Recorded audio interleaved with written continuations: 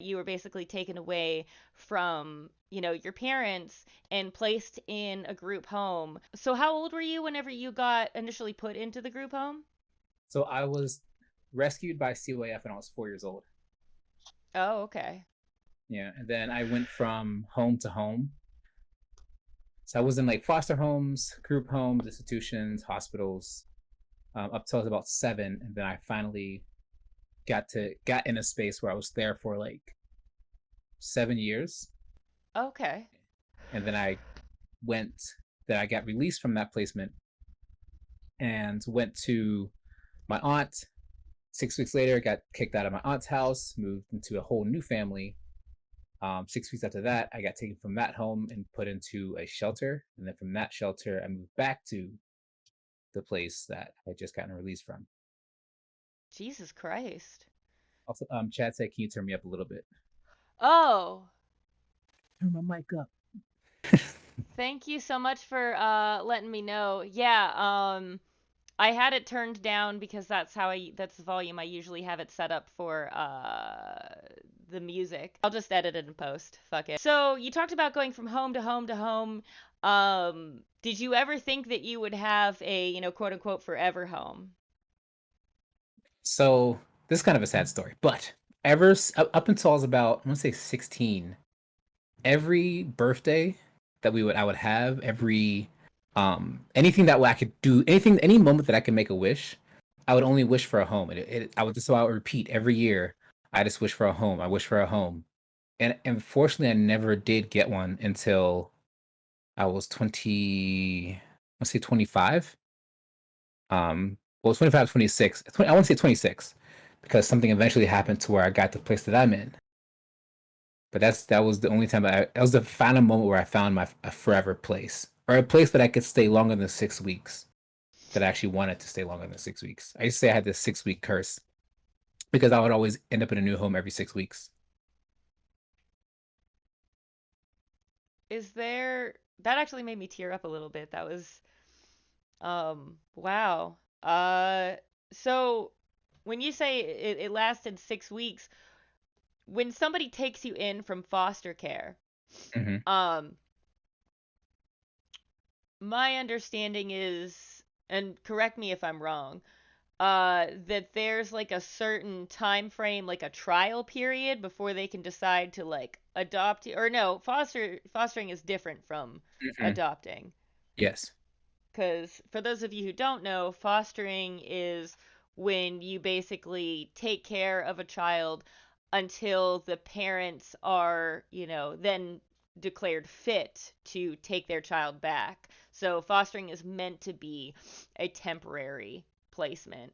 So why then do you think that what do you think was up with the 6 weeks thing? So, growing up the way that I grew up, it was very difficult. I was a very scary child, and there were a lot of restrictions around me. Like I wasn't allowed to be alone in a room with anyone under the age of 15, even as a 5-year-old. I wasn't allowed to be uh I wasn't allowed to be alone in a house without an adult present. I wasn't allowed outside without an adult being there. And what age was this? Past 5? Oh yeah, this is up till I was about 16. Up till I was Wow. about 16, I wasn't allowed to be in a room with anyone by myself who was 10 years uh older than me. It wasn't 10 years older than me. Wow. 'Cause the only thing I knew was what my parents, or my dad and my stepmom, had shown me as a child. And so that's the only way I knew how to act, which wasn't safe for other people. And Wow. so I could be really scary for like a lot of adults having someone in your house with those kind of restrictions. Yeah. No, that's wild to think also how, like, not only how the trauma from your parents affected crucial parts of your personality, because that like first 100 days of your development too, they say is like really core to like your person. Hmm.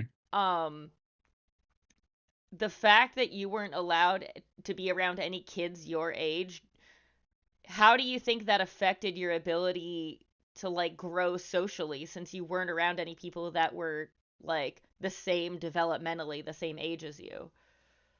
I was forced to think a lot different than the people around me. I think honestly, I think sometimes I can see it affecting me better in some ways, but also it makes me more difficult to deal with adults. So I was thinking and acting like the adults that were around me because the only people that were around me, um, which is cool to think and maybe mature really fast, but it's difficult to reprimand a kid who talks like your coworker, who acts like your coworker, or who speaks to you as if they are an adult. Wow.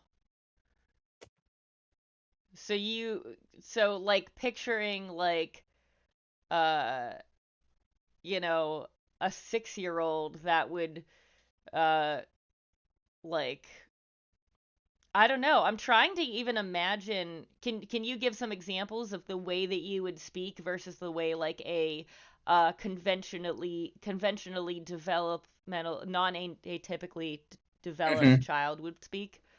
So I would say things like, you really don't get paid enough to work here. You don't get paid enough to care. You don't. I would say a lot of like hurtful things like that to the staff, that the adults that work there. I would say things like, uh, I would not want to be around the other kids, and I wouldn't play with the other kids in the same way. So whenever somebody would punish me, I wouldn't react the way that most kids do when they get punished. Like if I get put on timeout, I would just say okay and just go sit there, which Oh, is great because there's like no resistance, but it's like it didn't feel like I was being taught anything because it didn't seem like I cared about the reason that I was being put in that corner, which I didn't know how to. I didn't know how to care. I didn't know how to react. I was just doing what I was told in my eyes. They would tell me to go sit and read, which I would just read. I would go, just grab a book and go read. But if you're trying to like show a child what they did was wrong, you want them to show that they understand. But I wouldn't yeah. do that. Yeah, like take a typical, 5-year-old. I remember I dated a guy with a kid and like when he shot me in the eye with a Nerf gun, when I specifically said no aiming for the face, because that's how kids are. Mhm. I said, okay, we have to stop because I said that's what would happen, and he started freaking out, and I said, okay, you need to go to your room until you can calm down, and he just lost his shit. And so hearing like the juxtaposition of that, where it's, you know, you were 5 or 6 years old. What age did you think you started being like that? Like, I'm trying to picture, like, were you like 7 or 8 by the time you started picking up on these, a quote unquote adult mannerisms? Or, No, because I didn't learn to smile until I was 6. So I've always been like that. I didn't Every picture of me as a child, which is only like 4, um, I didn't know what a smile was. I didn't really know how to make my face do that. And so I would just kind of give this blank stare all the time. So I'd say I acted like that for a long time, ever since far back as I can remember. I remember my dad told me that when CYF came to get me and they were walking me away from the house, I didn't even turn around. I didn't cry. I just started talking to the person as if it was any other day. whoa. Do And so you, my dad thought I was happy to go, but I didn't know what happy was at that point. I didn't know. In my eyes, I was walking away from a lot of. I was going to get food. I would have been able to eat. I wouldn't get hurt. I was going to get an actual blanket to sleep with. So it just seemed like something new and something better than what I had. So there wasn't a reason for me to cry. you said you didn't feel happy either when you were taken out of that bad environment. Hmm. Was there, can you describe any emotion, like relief, like, or any excitement at all to be, oh, okay, I'm gonna have like a more normal life? Like, was there Mm-mm. any of that? No, I didn't know what, so in my eyes, that's all I knew. So I didn't know there was a normal life outside of that. I didn't know what I was dealing with wasn't normal. Oh, Give me 1 second. Someone's at the door. okay. Um, yeah, also, if you guys have any questions for Poison, definitely hit them up in the chat. He had talked to me about the way that his dad and stepmom had treated him. I used to be a substitute teacher, and I definitely came across kids who were abused, and I can tell you from that experience how hard it is to get kids taken away from their parents. So the amount of abuse that has to go on for CPS, CYS, for Child Protective Services to finally take children away from their parents, it you would be surprised the degree of which that has to happen. I had a student who had ODD, something defiance disorder, um, and that very, very rarely develops just hereditarily. It's very often due to trauma. This kid did not trust any adults whatsoever. He had to be pulled out of regular classrooms and be taught one on one. He had to be taught also with an aide. And it was so difficult, especially if finally an aide even told me what the problem was in his situation. I didn't even know about his diagnosis going into it blind. And so if that's any indication of the way that, I mean, I understand for HIPAA reasons why they couldn't explain his diagnosis, but it made it so much more difficult for me starting out. I substitute taught him for a week um to even know how to handle him because of what was going on at home. I remember he came in one day, and this was after days of him just casually talking about some of the stuff that was going on at home that was not okay. The one day he said was something really bad happened, and like no matter what happened, like we couldn't get it out of him to talk about it. And I remember sitting with him in the office, trying to, like, with the aide, trying to speak with the people in charge to get Child Protective Services involved. And they even told me to my face, they were like, we have been trying for so long to get him out of that home. So it really is difficult to get kids out of that home. I've had people say, oh, I got my, like, I've had customers say, oh, so and so got her kids taken away, but she didn't do anything wrong. If anybody ever says that, like, from Yeah. my understanding, it's BS. Poison? Yeah, I'm here. Sorry, I was listening to you talk. Oh, yeah. Do you agree with that? Like, Oh yeah. yeah. Like anybody that says, "Oh, they didn't do anything wrong to get their kids taken away," that's some bullshit, right? Hmm. Definitely. I think even if they didn't do anything to hurt the child, they didn't neglect is still an issue. Like that's something that can cause problems and a lot of issues that like I wasn't always abused in every home that I was in. But there are times where I would just be told, "All right, go in this room," and I was literally locked. And I was locked in Isman. I was locked in the attic. I was locked in the room for like 3 days. Like that's still neglect, and that's not cool. Did you have anywhere to go to the bathroom or any food or drink? No, How did you survive without any food? honestly, I have no idea. I remember, I remember the adults talking about like that whenever I would go to with COIF, I would just eat everything. Like I would overeat a lot. I'm not sure what they call that, but it's like almost like survival eating. If there's once there's a chance of food, you just eat a lot to the point where your stomach is like overly bloated. because in your mind it's the last time you're going to get food, so you try to eat as much as you can so it lasts a lot longer. But Wow. eventually, I know at my aunt's specifically, I learned how to get out of the attic. I don't know how. I learned how to get out, and I would eat animal crackers because that's the only thing that I had access to. Um, and so she used to like put them on top of the fridge so that I couldn't get to them. But I somehow learned how to climb up there too, just to get to animal crackers. So And that's pretty wait, much what I would eat. your aunt was the one who taught you how to escape from the attic? No, no, I learned. I don't know how I learned, but she would. Oh, She used when she caught me eating the animal crackers and found out that I got out, and then she would take the animal crackers and put them on top of the fridge so I couldn't get to them. what the fuck kind of person does that to a child? Like, did you ever find out what the fuck was wrong with these people?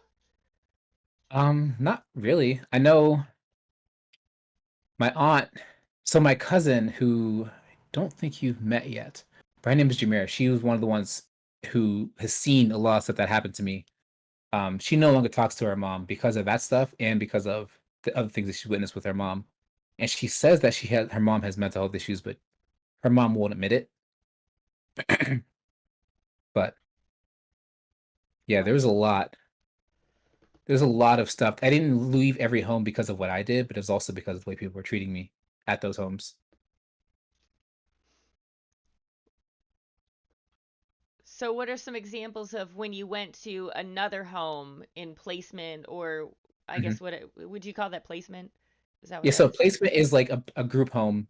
It's basically, or think of it like, as like an orphanage. People who there for either abuse, neglect, truancy, like not going to school, or kids who are have criminal records, so like gang violence or drug possession, guns, etc.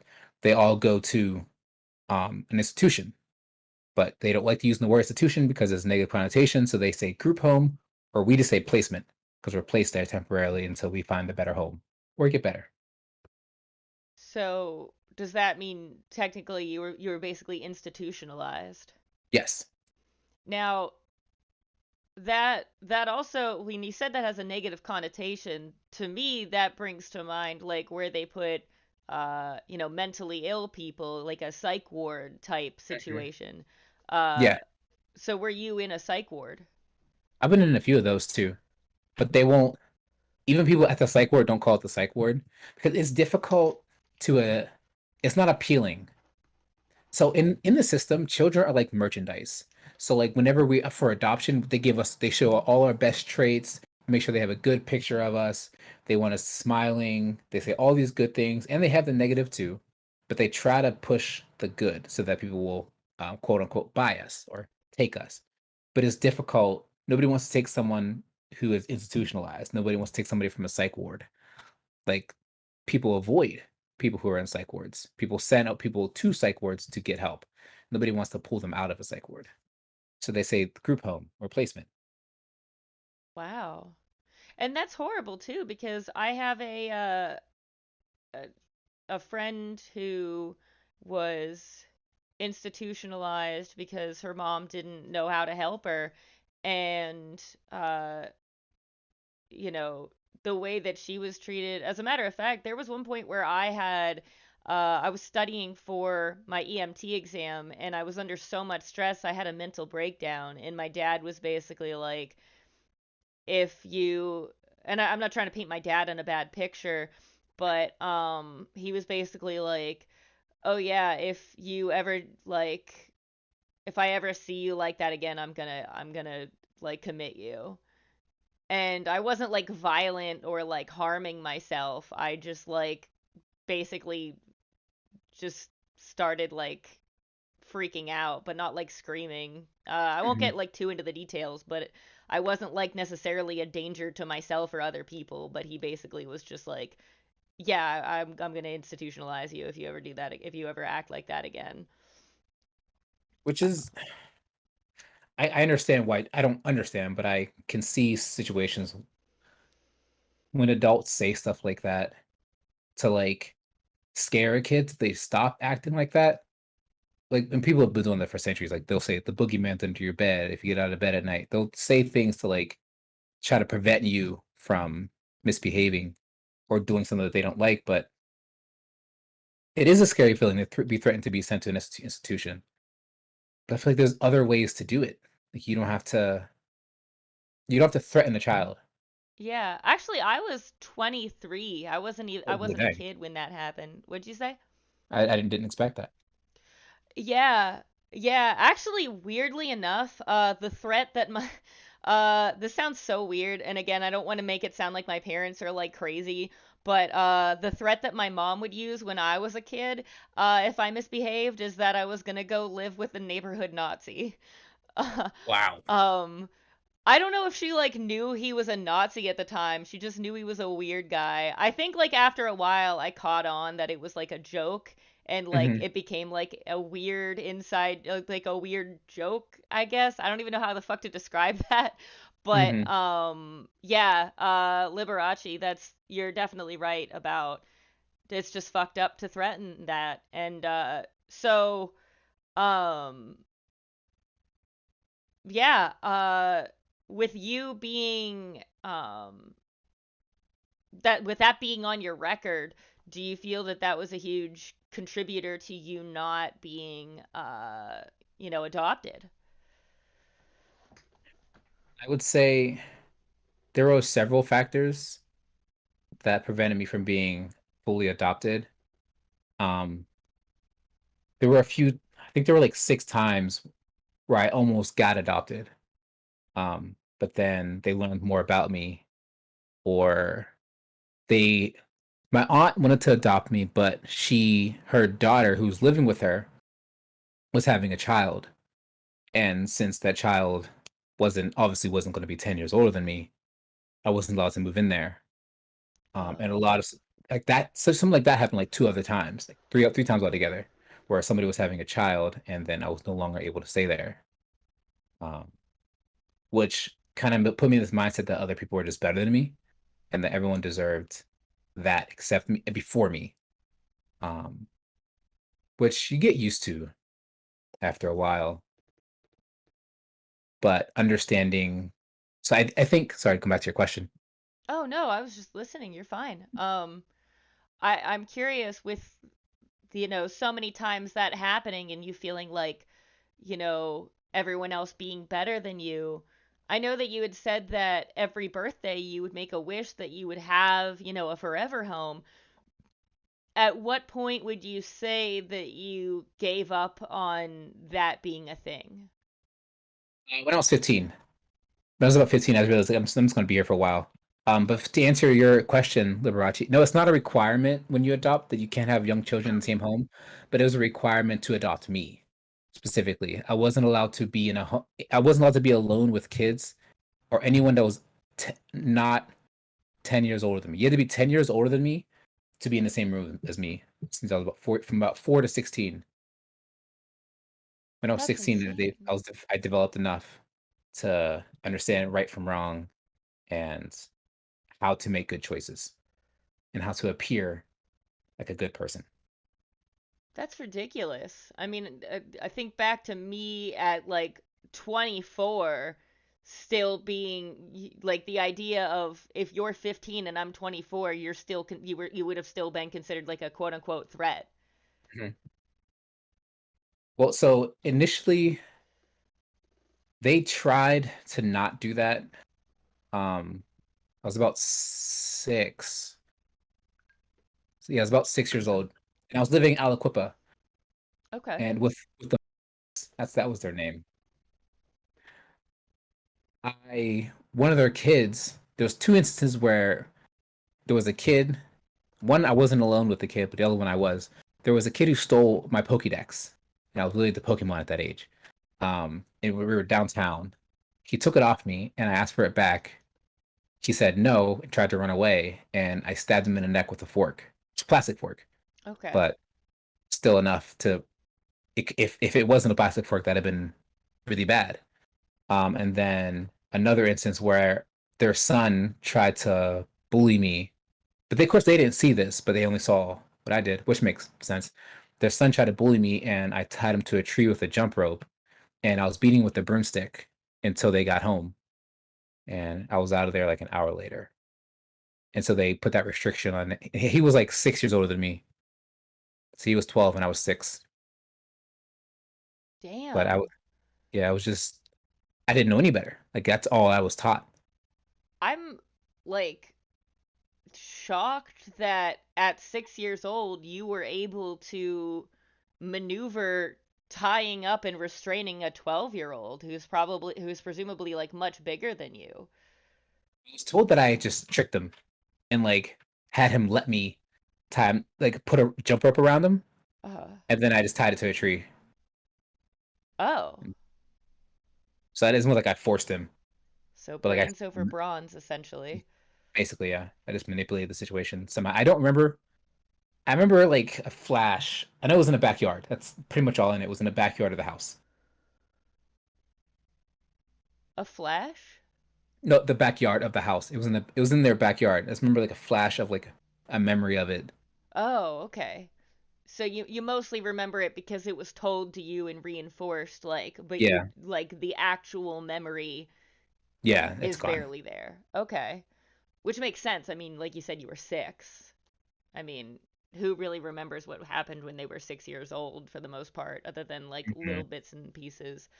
Um, huh. So I'm curious, when you stabbed him with the plastic fork, did it draw any blood? I have no idea. Okay. Um, huh.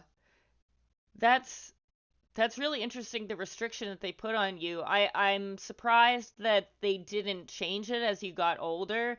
Like, okay, this person has to be like 18 or older, because then you're like legally an adult. Hmm.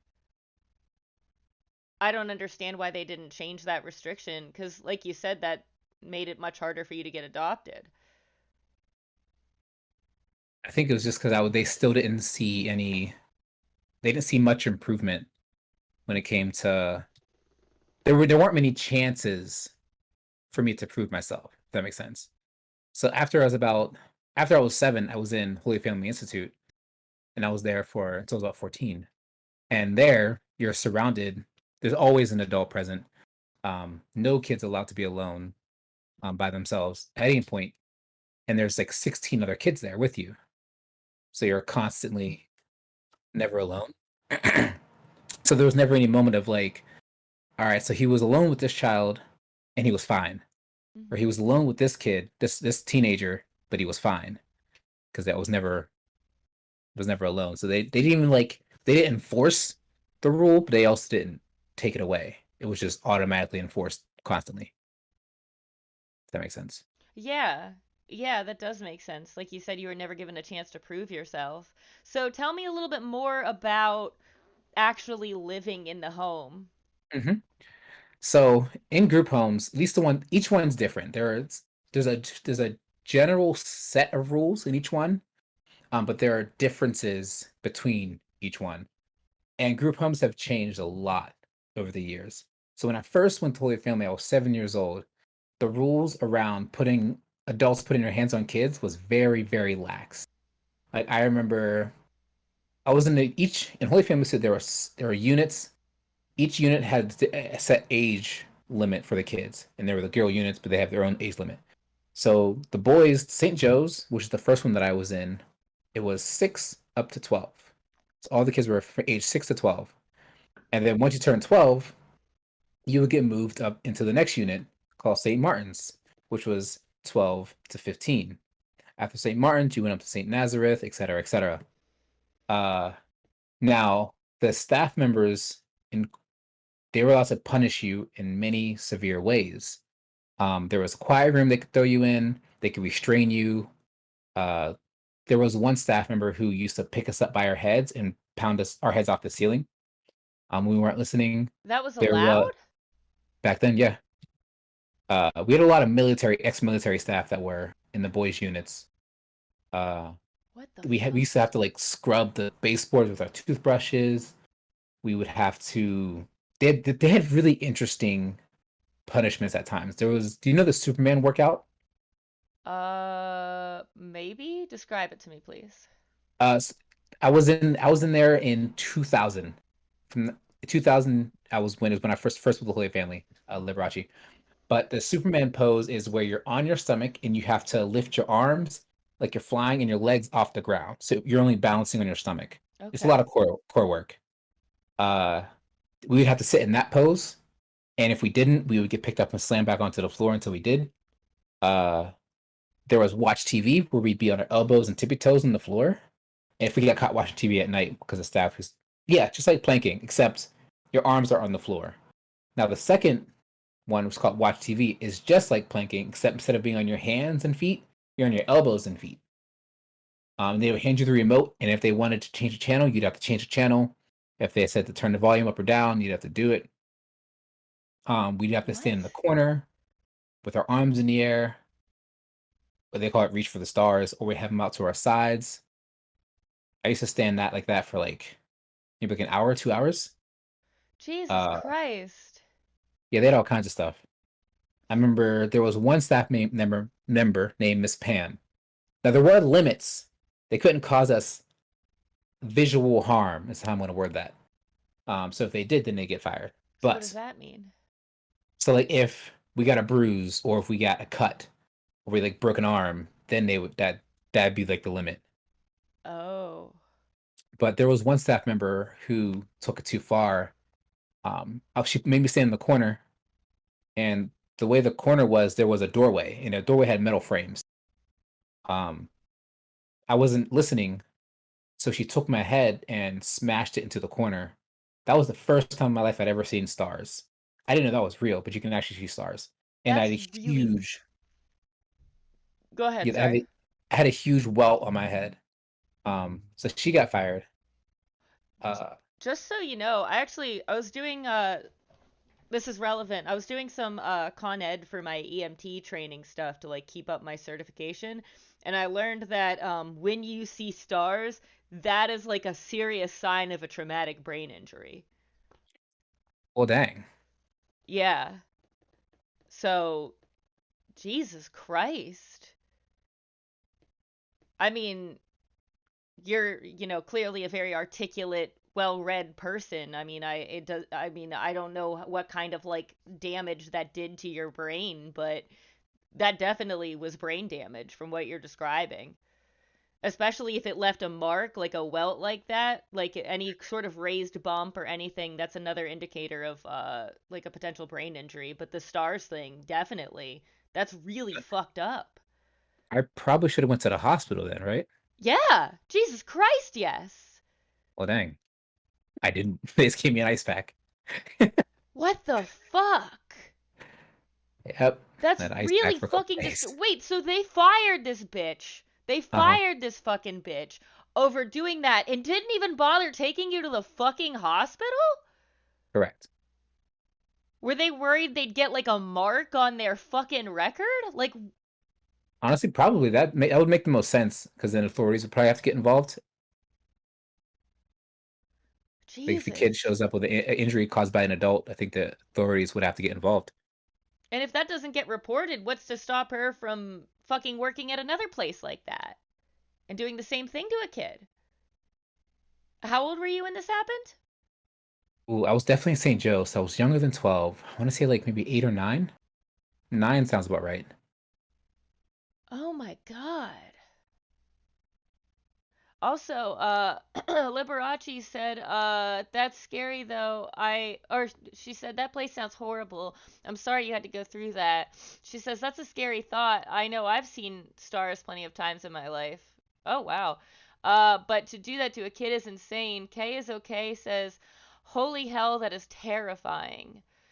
Yeah, that's really fucking scary. I remember talking to you about wanting to work in a foster care home because, someday I'd really like to adopt a teen because I don't know, I feel really passionate about giving a kid a place to home a place to call home because I mean, just like you, there's so many kids who age out of the system and as you know, like the older that kids get, the less likely they are to be adopted.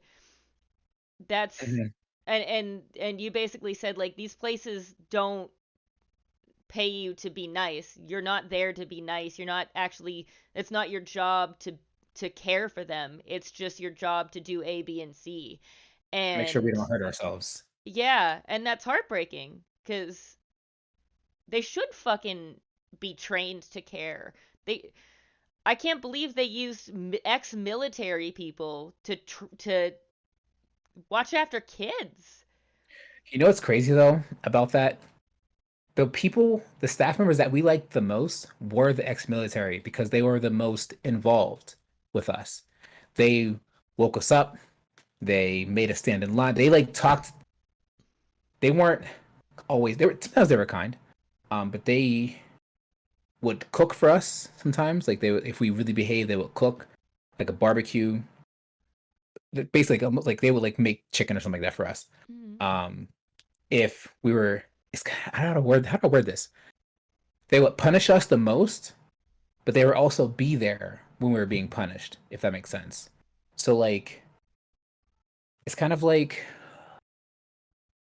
they were the only staff members we knew because they were their most involved. Even though they were doing bad things to us, they were there. Like we could see them. So that they were the only adults that we knew. That person who injured you and threw your head into that door frame, was that somebody who was ex-military? He was married to someone who's ex-military, and he also worked there. Okay. Also, for those of you watching at home, since Poison had said one of the punishments they would do is have you raise your arms up or to the side, just like at home, try that for as long as you can. I couldn't even like braid my hair without like being like, oh, my arms hurt. So, um, yeah, uh, There is a that's, game show called Lingo. Have you ever seen it? mm-mm, Neither have I, but I've listened to it many times because they had watched TV while we were doing it. So I'd hear Lingo and I'd hear American Idol, mm-hmm. and I remember like just like I was almost like I was listening to TV while doing it for 2 or 3 shows to give you a time frame of how long I'd Jesus. have to do that. That's like an hour or a couple hours. Quick side note, can you hear my neighbors yelling through the wall? I I did hear something. Okay. Sorry Yeah, about yeah. that. They're children arguing over something. Anyway, um but yeah, so um I'm like sidetracked. I'm gonna check the chat. Um did you so you ate regularly? What kind of like did they give you like aside That's oh. a the food. Okay. Ooh. There is I have a picture. I'll show you a picture on Facebook of like I don't know if I ever showed you, but there is a piece of food that I posted on Facebook from Holy Family, and I've shown many people this, and I tell people I will give you $10, be it Cash App or cash, and give you two guesses if you can guess what this is. I have 2,000 friends on Facebook. Not a single person has been able to guess what it is, What the fuck? Can and can we so know that's what it is? Did you find yeah. out? Oh yeah, it was well, the menu said turkey and gravy, but when you look Okay. at it, you don't think that. It doesn't. It doesn't look like turkey. Any turkey that you've ever had. Um, Oh. but I used to be when I was about 16, I became vegetarian. Uh-huh. Um, which obviously they would have to adjust the food that they give me, right? Hmm. But they didn't. They would just make me eat peanut butter and jelly and grilled cheese every day. Do you And so think that that was was, preferable to the dog food like oh yeah, substances? oh Oh. yeah, I was happy, so Oh. much happier. Like peanut butter and jelly every day. That was like we used to fight for peanut butter and jelly. Like that's what we were like. Yes, this is it. Or like any type of sugar cereal, like Life. Hmm. Life was considered a sugar cereal, and we would fight over that. Like that was like golden. Wow. So did other kids convert to vegetarianism so they could get in on the They whole tried. and what happened They like didn't let them because they knew they were doing it for me because I did it. wow. Did you Swear they slapped. so did you was that the reason you converted or did you just have like another reason for converting? So I told them that whenever I went to Baltimore, that I that my aunt took me to a slaughterhouse. but that wasn't the real reason because that never happened. I don't know why I did that. I think I probably heard someone say they're vegetarian. I was like, oh, I want to try that. And so I Oh, did it, I think. wow. And it just happened to work out. I don't know. I really don't know why I became vegetarian for 6 years. And I committed, like fully committed. Yeah, I mean, why stop if you're getting like the best food that's available in the foster home compared to which okay, we can't see a picture of it on the stream right now, but how close to dog food did it look like? That kind that you pour out of the can and it's still in the shape of a can? Um, More like I'm gonna tag you on Facebook on it, and you can see it. You can probably show up from your phone on the stream, Okay. but Sure. I'm gonna try to describe it as well. So it came on these little trays, these styrofoam trays that you would get almost at like a school lunch, Okay. but just cheaper. I don't know if I don't know if anyone's ever seen prison food, but that's like the literal. That's the closest I can get to describing it to you is prison food. What the fuck? I just have to scroll down to it. I'm gonna see if I can screen share. I'm worried I'm gonna like pull up something weird. Not that I have anything weird up, but Uh-huh. oh god. Um, prison food. I'm gonna Google a picture. I feel like whatever you're about to show me is gonna look worse than this actually. Because not all of this is at least identifiable. I'm seeing like hot dogs, sauerkraut, baked beans. And what you're saying, it sounds like it's worse than prison food, actually. It's more indecipherable than prison food. Did they ever give you anything that was moldy? No, they definitely didn't do that. So that was a plus. But they would Okay. definitely. There was one dessert that they did give us that was so good, Oh, and it was apple crisp. That was something else that we would die for. Like we would beg them to give us apple crisp again and again because that was like the only thing. That was the only food that we liked because it was apples and muffin crumbs basically. Can't really go wrong with that. wow. That Right, was I'm the about only to. food that they served you regularly that you actually enjoyed. Oh no, it wasn't regularly. Oh, definitely not that. No, no. It was a rare occurrence, but we waited for it. Probably like once every like 6 months we'd get it. All right, Oh my god. I just tagged you in it. It's posting right now. All right, you Okay. should get it on your phone. I'll pull it up to show you guys. Um, of all of the other food that like, oh god. Ew. Can you guys see this shit? What the fuck? Oh, that's disgusting. Yeah. That looks like I don't know, like it looks like liver and vomit. Yeah, a lot of people guess liver. It It looks like worms. looks like worm. Oh, I missed Liberace's comment. Dude, I love PB&J sandwiches. I got those every day for lunch. Sometimes they slap. I remember we could choose what we wanted at my school. And like I would always just choose peanut butter and jelly cuz that was my favorite. And then I mentioned it to my mom and she got mad that I always picked peanut butter and jelly, so she made me not pick peanut butter and jelly anymore. I developed a new way to make PB&J because like Oh. we can only make one. So I had this genius idea of using three pieces of bread to make one, and they allowed it. So I'd make a double decker peanut butter and jelly every day, and it was amazing, and I got away with it. Huh. What if you made a quadruple one and then just secretly didn't put peanut butter in the middle one and then you'd have two sandwiches? This is true. I did try that, but I did put peanut butter and jelly in between each one. Uh, I think it was a bit much. Like there was a lot of jelly, and it would like kind of get make a huge mess. It was just annoying for me, oh. and they told me to stop. But but I happily stopped. It was a little bit much. That was the end of that. Yeah, Huh. but they would So, definitely give us 3 meals a day. But okay. we so They changed this rule later on, but initially, if we didn't eat all our food, we'd have to get early. There was a punishment. We'd have to go to bed early, which early bed would be like either 6:30 p.m. or 7 p.m. Mhm. Uh, but sometimes the food was just so bad. Even the stuff that was just like, how could you mess this up? So tomato soup, I have found out I cannot stand tomato soup. And not even just the taste of it, my body physically rejects it. It Like is pretty gross.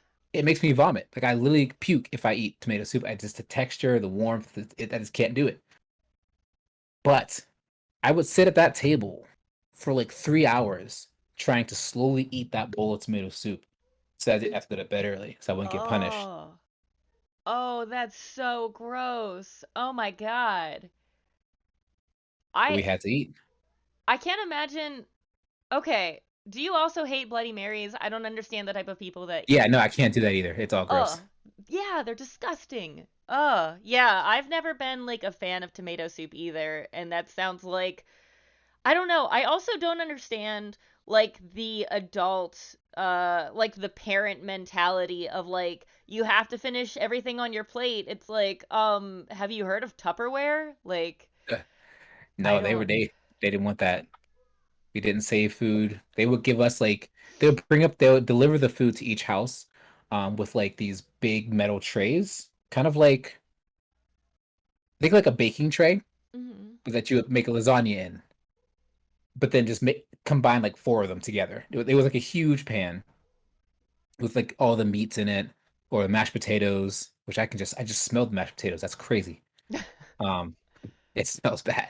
Oh. Uh, but it would just be these huge trays, and they would kind of deliver. They would serve each kid a certain portion. We couldn't eat until we said grace, and we had breakfast, lunch, and dinner. But in between lunch and dinner, we there would be a snack time, which we would get like, um, they would give us serving sizes of everything. And I don't know if you know how small serving sizes are, but they suck. All right, serving size of Pop Tarts is one Pop Tart, but nobody eats one Pop Tart out of a Pop Tart pack. If you do, No. you're a demon. Okay. um, but serving sizes of like a bag of chips is like half a bag. So they would like take a bag of chips and they would ration it out to all of us. But nobody does that. So, but we would have snack time, uh, and they would get it to save money. They would give us a bunch of generic stuff like toasted pastries instead of Pop Tarts, or uh, what do they call it? Toasted oats was what they call it. Cheerios. Uh, Oh, like the knockoff brand. yeah, Cheerios. Um, Fruit Whirls instead of Fruit Loops. It's like stuff like that. So everything was like a generic brand, which makes sense because they had to buy in bulk. Yeah. So we weren't mad at them for that. But there was a lot of structure. Every dinner was at a certain time every day. Breakfast at a certain time. If you didn't eat, you got put on punishment. You put on restriction, or you get restrained or thrown into the quiet room until you ate. They would like tie you up for not eating. Oh, they wouldn't tie us up. They would just throw us in a room and lock us in it. Oh, when you said restrained, I wasn't sure what you meant. Oh, they were sharing with their hands. Like they'll put our arms behind our back and push up, or which like really hurt your shoulder, or they would bend your wrist, or push you against the wall and push their elbow into your back. What the fuck?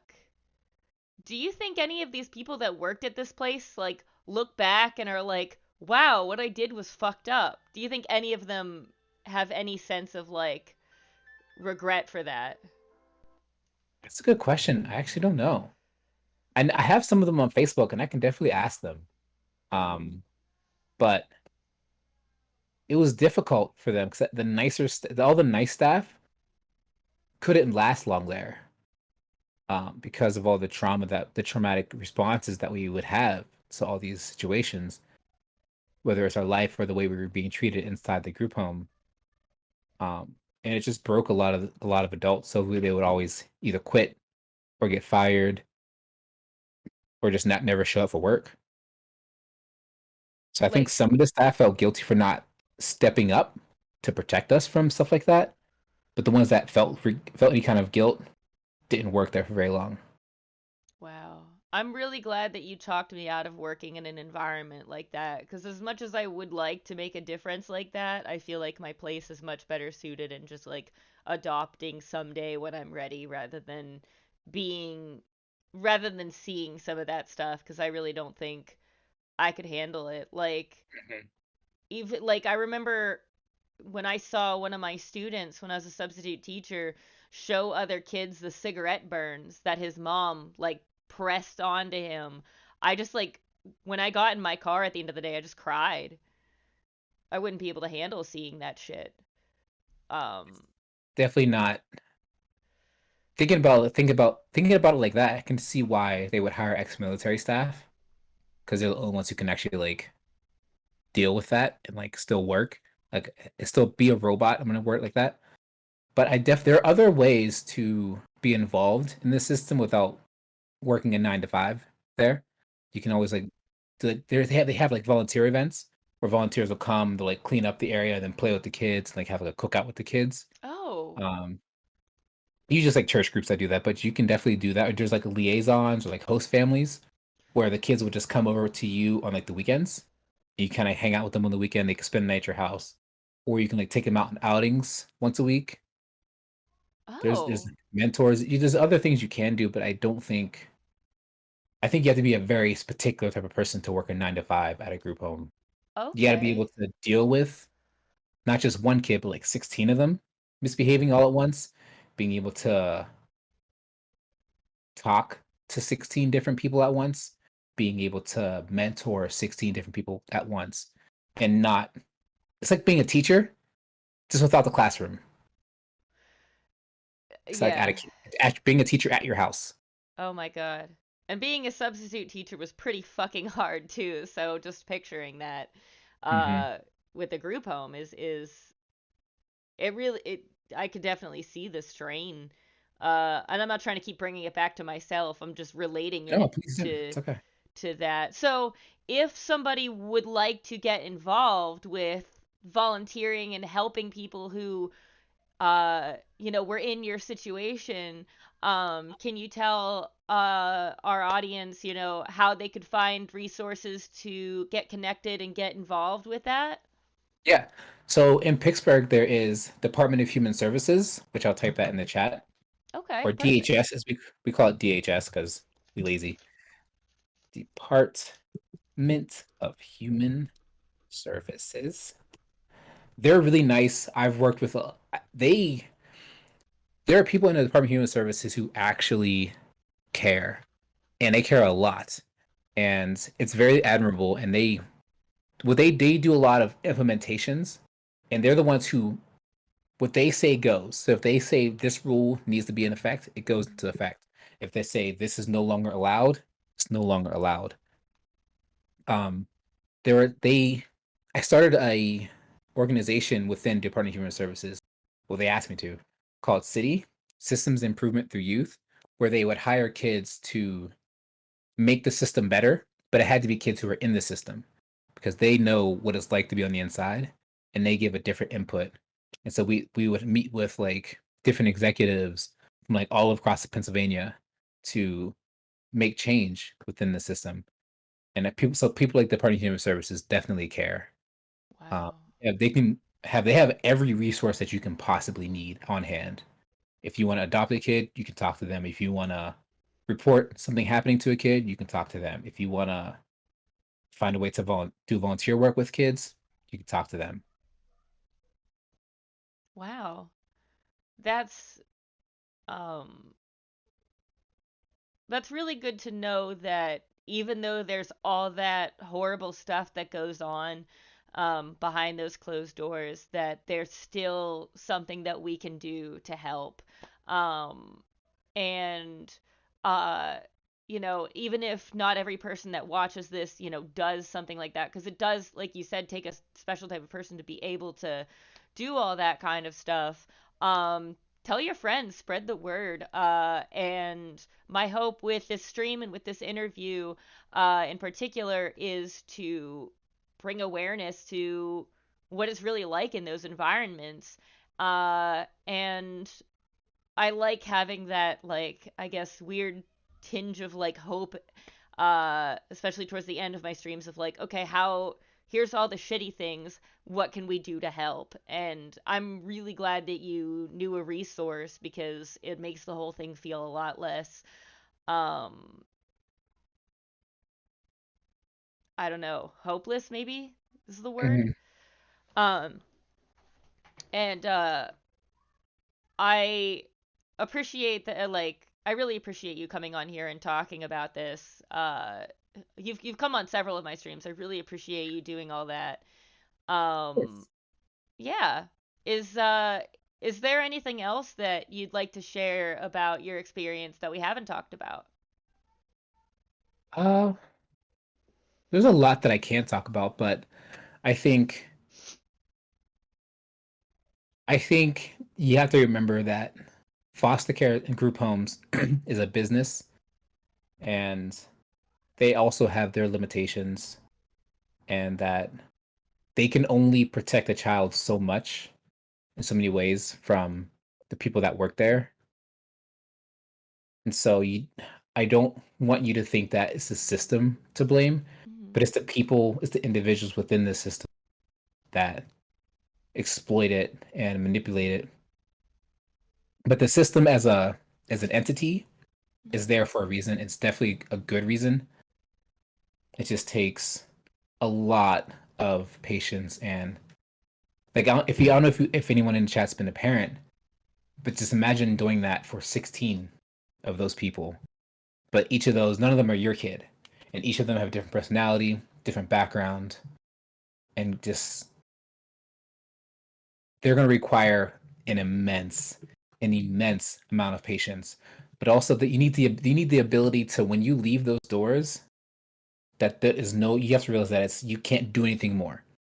Like once you're off the clock, there is nothing you can do, and just being having to be okay with that. Wow. Yeah, that I mean that makes a lot of sense that the system itself is trying to do good things, but that there's corrupt people in it. Um, let's see.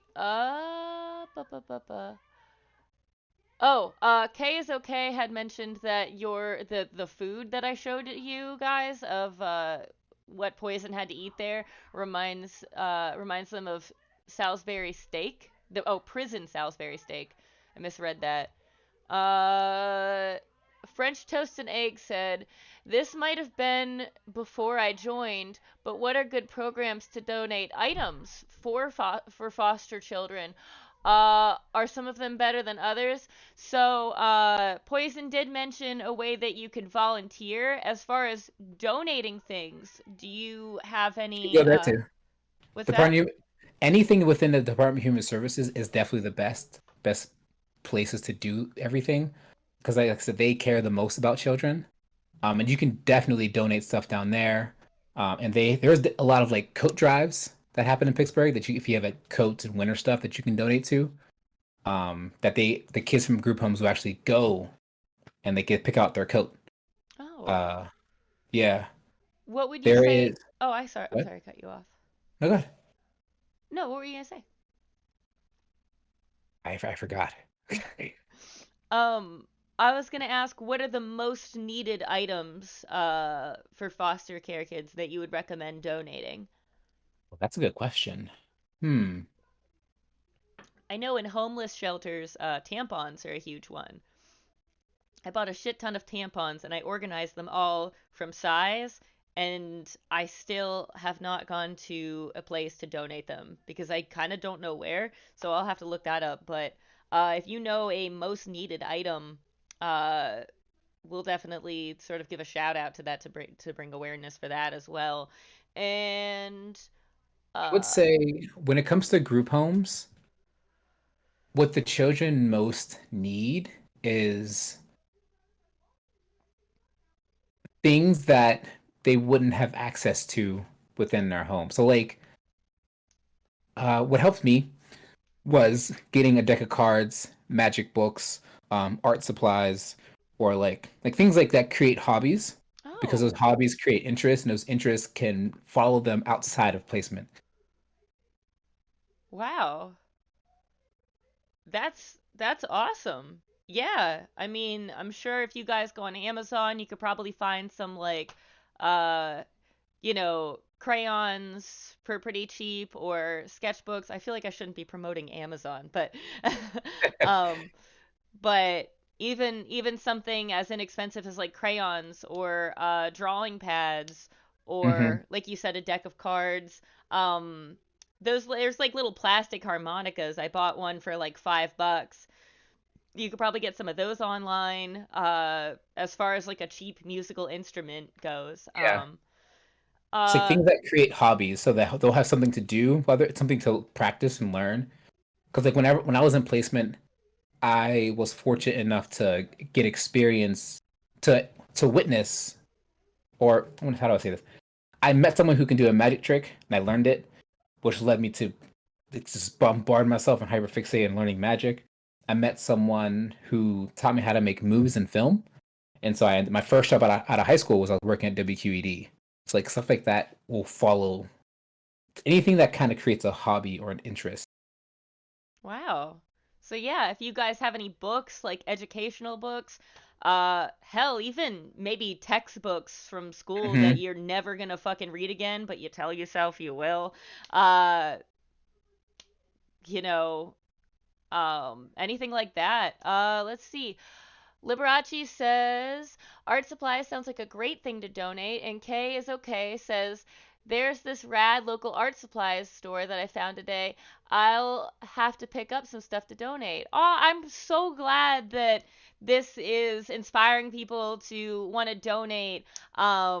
Any little bit helps, anything that you could do. That's so amazing. Like I'm really, really thankful that, the Shorty Pop family is what I call anybody that like, watches the stream, is so willing and happy to be supportive like that. French toast and eggs says something that is like spot on.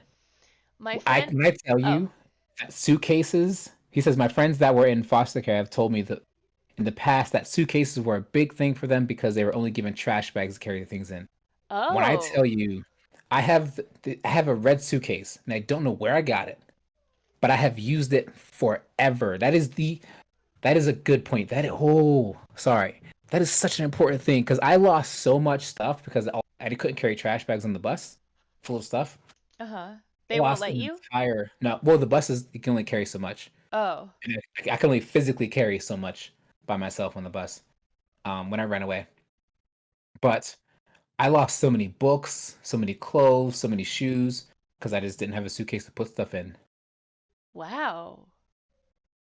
Yeah, I wrote some of this stuff down so that that I'll be able to keep an eye out for that kind of stuff too.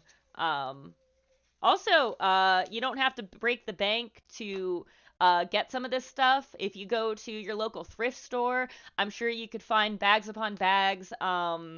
Or, also thrift stores have plenty of books. You don't have to like go on like Amazon, like I had said previously. So yeah.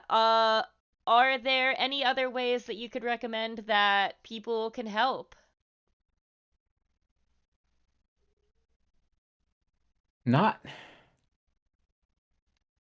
I think just if you are with a child who, or come in contact with a child who is in any kind of foster care system,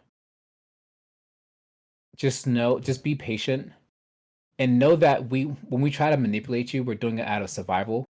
Like when we try to get you to do nice stuff for us or like buy us food, it's because we're doing it out of survival. And saying you can see, we understand no, you can say no to us, but just understand why we are asking or why we are acting the way that we're acting. Is that in our lives it was either this or die, so we didn't really have a choice. So we had to learn to manipulate to get food. We had to learn to control our environment, to control you so that you don't hurt us or you don't get rid of us. Do you know of anybody who's adopted an older kid or any older kids who got adopted and like if the transit how the transition went, like if that was relatively easy? Because since, uh I would like to adopt someday. I'm kind of curious about. I think there's a lot of stigma of, oh, it's gonna be really hard and blah blah blah, and like, yeah, no shit. Like parenting is hard in general. It's like nothing in life is ever gonna be easy like that. But um, I don't know. I know that like they have classes and something like that where you have to like go and there are things that you have to do to so that they know that you have the bare minimum requirements as like mentally or that you're prepared to have a child. hmm. Um, but I don't know. I don't think it's super easy because it involves a child's life, so they have to be very thorough at most adoption agencies anyway. Yeah, I spoke to one of my customers who had said that to prepare for adopting, she had to start getting ready like 5 years in advance because of all the paperwork and all the stuff you have to do. I mean, obviously, it's worth it. That's not to discourage anybody from doing that. But if there's like a certain age that you plan on adopting, by, plan to start preparing for that ahead of time. Um, I feel like that's all the questions that I have. I feel like we gave people a lot of insight as to what it's like to live in, a group home or a foster care system, um, and even arguably, I think more importantly, ways that we can help, and to come from a place of understanding of all that. So yeah, what did you guys think of the stream? Thank you guys so much for coming. And again, they also I want to give a shout out to Liberace for modding today.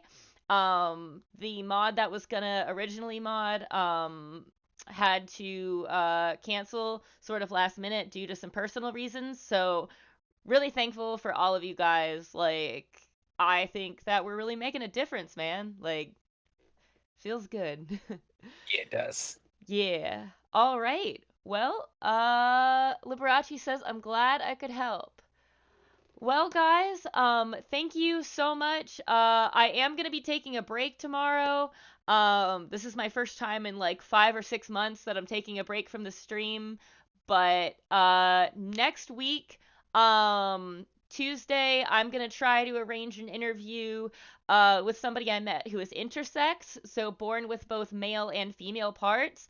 And then the following day, I'm going to do a stream on how to handle bullying. Liberace said, or I'm gonna I skip some. Chad says, "Thank you for streaming." Liberace says, "Great interview," and or thank you for sharing your story. And Poison says, "Thank you for listening." And Chad says, "And thanks for sharing with us, Poison." Aw, got some shout Anytime. outs. Yeah. All right, guys. On that note, we're going to hop off. Thank you so much. Love you guys. And I will see you next week on Tuesday, hopefully. Peace, love, If and you, bacon grease. what's that? Peace, love, and bacon grease. I love that. K is okay, sends a heart. Heart right back. Lots of love. Hell yeah, Chad. Have a great night. You guys have a great night or day too, wherever you're watching, whenever you're watching this. Yes. All right. All right. Toodles.